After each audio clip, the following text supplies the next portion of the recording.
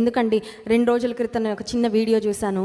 ఆ వీడియోలో తల్లి పాలను ఒక చిన్న డ్రాపర్లో తీసుకొని ఒక మైక్రోస్కోప్ కింద పెట్టారండి. తల్లి పాలను తీసి మైక్రోస్కోప్ కింద పెడితే ఆ తల్లి పాల నిండా ఆ కణాలలో జీవము ఉంది. అందుకే తల్లిపాలుకి సబ్స్టిట్యూట్ లేదంటారు. ఈ తల్లిపాలను ప్రత్యామ్నాయం లేదు. కొన్నిసార్లు తల్లిపాలు రాకపోతే పిల్లలకు ఇంకా అవకాశం లేదన్నప్పుడు ఫార్ములా ఫీడ్ అంటారు.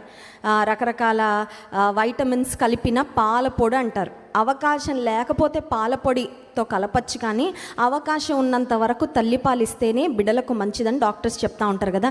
ఆ తల్లిపాలు దేవుడు సృష్టించిన స్త్రీ దేహంలో ఉత్పత్తి అయ్యేవి. దేవుడు సృష్టించింది ఏదైనా అద్భుతమే. సరే, తల్లిపాలు మైక్రోస్కోప్ కింద పెట్టి పరీక్షిస్తూ ఉంటే it is full of life. ఆ పార్టికల్స్ చూస్తూ ఉంటాయి. అయితే ఈ శాస్త్రవేత్తలకు ఏమనిపించిందో తెలియదు, కానీ ఒక drop of water filled with bacteria, భయంకరమైన బ్యాక్టీరియాతో క్రిములతో నింపబడిన ఒక మురికి కాలువలో నీరు అనుకోండి. ఆ నీరుని తీసుకెళ్ళి ఏం చేశారంటే ఈ తల్లి పాల ప్రక్కన వేశారండి.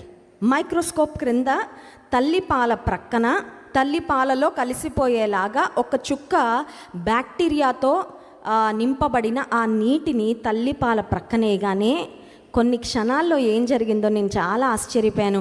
ఐ థింక్ మీరు యూట్యూబ్లో వెళ్తే వెతికితే ఆ వీడియో దొరుకుతుంది అనుకుంటా. ఆ బ్యాక్టీరియా ఉన్న నీటిలో ఎన్ని క్రిములు ఉన్నాయో, చాలాసార్లు మనకి కళ్ళకు కనబడవు కానీ ఎన్నో క్రిములు ఉంటాయి. ఆ క్రిములన్నిటినీ తల్లి పాలలో ఉన్న ఏమంటారంటే యాంటీ బ్యాక్టీరియల్ ప్రాపర్టీస్ అంటారు కదా. తల్లి పాలలో ఉన్న దేవుడు పెట్టిన పోషకాలు ఎలాంటివంటే అవి జబ్బులను కూడా, రోగ నిరోధక శక్తి వాటిలో ఉంటుంది.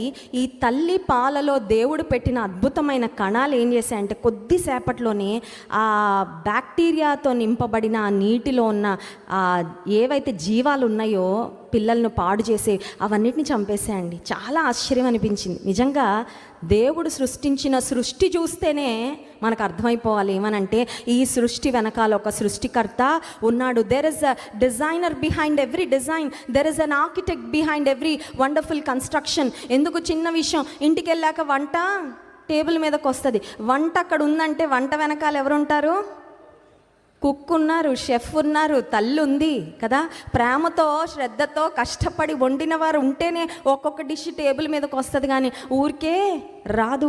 సృష్టింపబడిన వస్తువుల ద్వారా దేవుడు తను ప్రత్యక్షపరుచుకున్నారు మొట్టమొదటిగా. రెండవదిగా మనం చూసినట్లయితే ఆయన వాక్యము ద్వారా మనకు తాను ప్రత్యక్షపరుచుకున్నాడు, ఆయన వాక్కు ద్వారా, త్రూ హిజ్ వర్డ్. మూడవదిగా మనం చూసినట్లయితే యేసుక్రీస్తు ప్రభువు ఆయనే స్వయాన మానవ రూపంలో ఈ లోకానికి వచ్చి